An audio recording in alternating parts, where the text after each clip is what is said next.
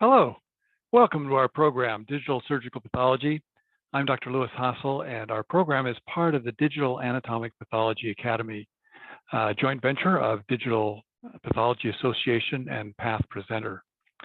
Our case today comes from the realm of soft tissue surgical pathology and was noted to have a number of confounding features that made it a little bit on the challenging side, at least from the clinical standpoint.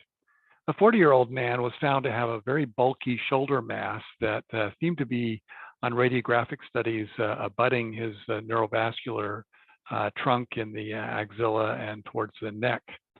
On imaging, this had MRI features of slightly less intense than the subcutaneous fat, but did have some sort of fat type density to it. Additionally, it was found to be quite hot on PET scanning, which was a bit concerning for neoplasia and potential dedifferentiation.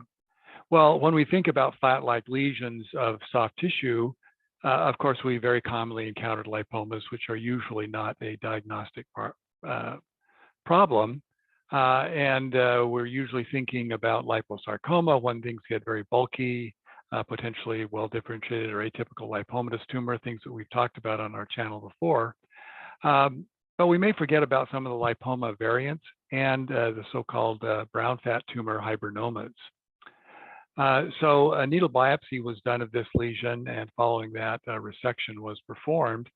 And this is a representative image of the gross specimen which was received, which was quite bulky, about 25 centimeters in greatest dimension, over 3 kilograms. It seemed to be somewhat encapsulated, but it did have small projections towards the neurovascular bundle. And when we looked at this under the microscope, this was a representative section of some of the sample that was observed. Now, it's not hard to tell here at low magnification that this is a fat-producing tumor, a lot of very clear vacuolated cells and so forth.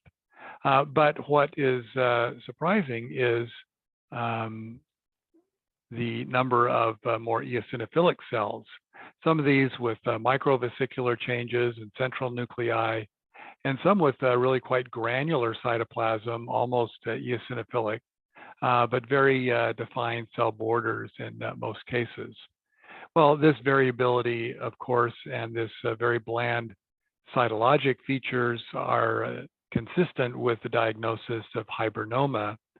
And this could be, this diagnosis can be made on needle biopsy or resection, as in this case.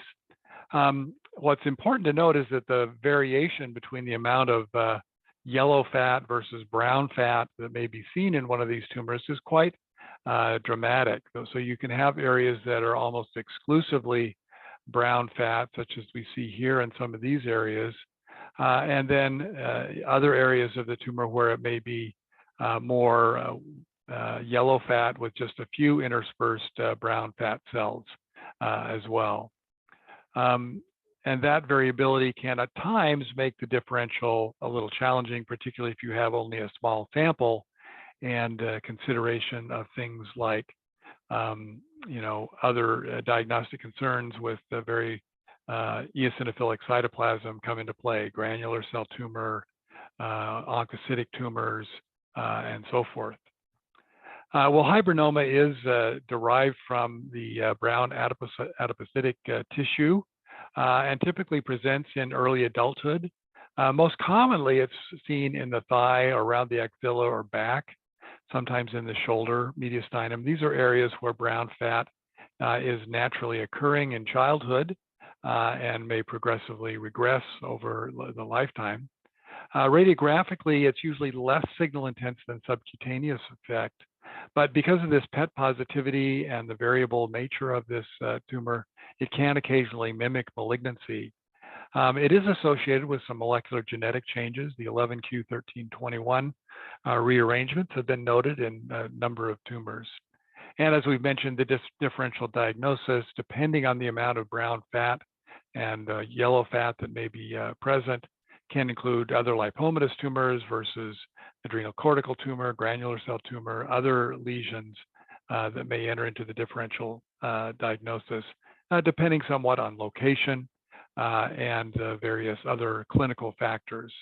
If they become symptomatic, as in our case, then surgical excision is usually the preferred choice. Now, just to give you a little idea, again, of some of the variability, here's another example drawn from our files at the Digital Anatomic Pathology Academy. And you see this tumor tends to have a little bit more abundant yellow fat appearance, and therefore might be a little bit more confusing on needle biopsies where this was your typical field. You might overlook some of these more foamy appearing cells as possibly fat necrosis or things of that nature.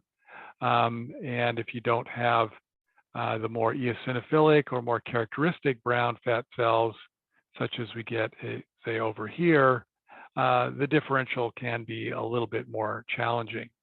But notice, however, that in all of these cases, we don't have lipoblastic appearances.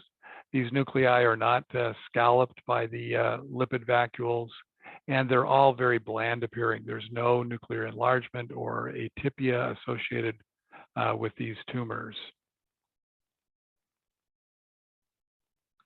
So our final sign-out diagnosis on this case is hibernoma, arising in an adult male and causing some symptoms in his axillary neurovascular junction areas, and thus leading to resection.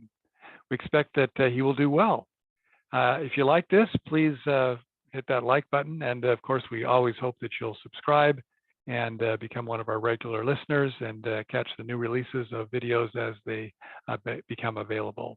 If you have comments, don't hesitate to reach out to us. And so until next time, thanks so much for joining me.